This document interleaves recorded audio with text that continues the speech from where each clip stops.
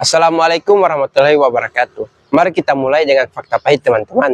Pemilu hari ini adalah arena politik berbiaya tinggi. Elit partai menguasai suara rakyat karena mereka memiliki modal finansial dan logistis yang tak terbatas. Uang ini digunakan untuk membiayai kampanye besar, mengendalikan media, dan membangun jaringan politik yang kuat. Kekuatan modal inilah yang secara efektif memblokir calon-calon non-elit, memastikan arena kontestasi hanya milik segelintir orang yang mampu.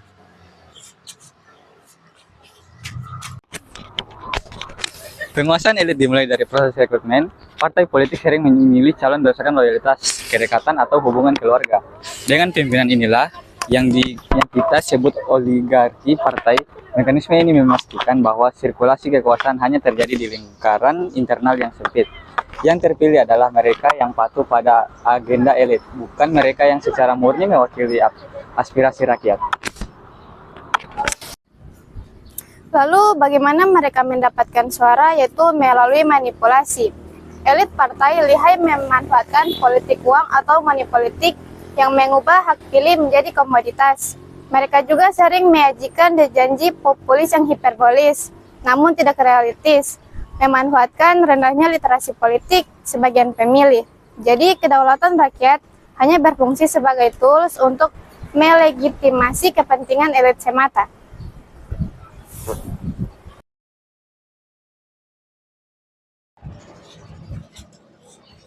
Parlemen Rumah Rakyat sering menjadi pelayan elit karena ikatan yang kuat antara anggota dewan dan partai pengusung. Anggota dewan lebih menjadi utusan fraksi yang wajib mengikuti instruksi pemimpin partai daripada menjadi wali yang independen bagi konstituennya. Konflik kepentingan ini memastikan bahwa pengambilan keputusan loyalitas kepada partai selalu mengalahkan kepentingan publik. Perhatikan bagaimana undang-undang dibuat. Seringkali legislasi dihasilkan oleh kerjasama tersembunyi antara elit politik dan elit bisnis. Keputusan krusial dibuat melalui negosiasi non-transparan antar elit fraksi. Hasilnya, undang-undang yang berpotensi pro-investor atau pro-kepentingan kelompok tertentu dengan mengorbankan perlindungan lingkungan, buruh, atau kesejahteraan publik yang lebih luas.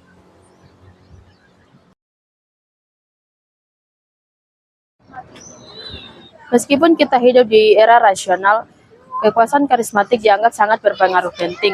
Karisma menurut Max Weber ialah kekuasaan yang sangat luar biasa sehingga mampu menarik pengikutnya untuk berpendapat bahwa pemimpin merupakan sosok seseorang yang sangat benar-benar spesial atau bisa disebut sebagai pahlawan.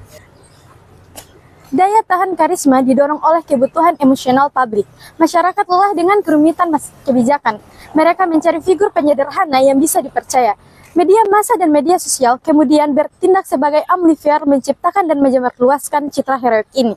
Akibatnya, pemilih terikat secara emosional pada figur, bukan pada program kerja yang rasional. Namun, karisma punya sisi gelap. Ia menciptakan kultus individu dan loyalitas buta.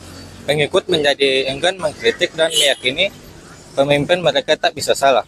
Hal ini sangat berbahaya bagi demokrasi karena meniadakan mekanisme check and balance dan pengawasan. Jika dibiarkan, kekuasaan karismatik dapat mudah bergeser menjadi otoriter dan merusak institusi yang seharusnya menjamin kebebasan.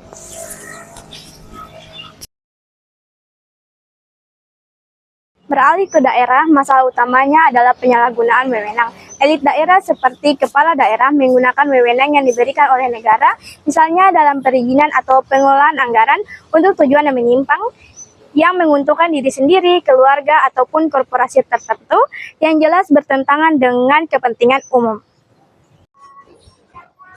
Mengapa ini terus terjadi di daerah? Ada dua faktor. Pertama, kontrol publik dan pengawasan media yang lemah di tingkat lokal.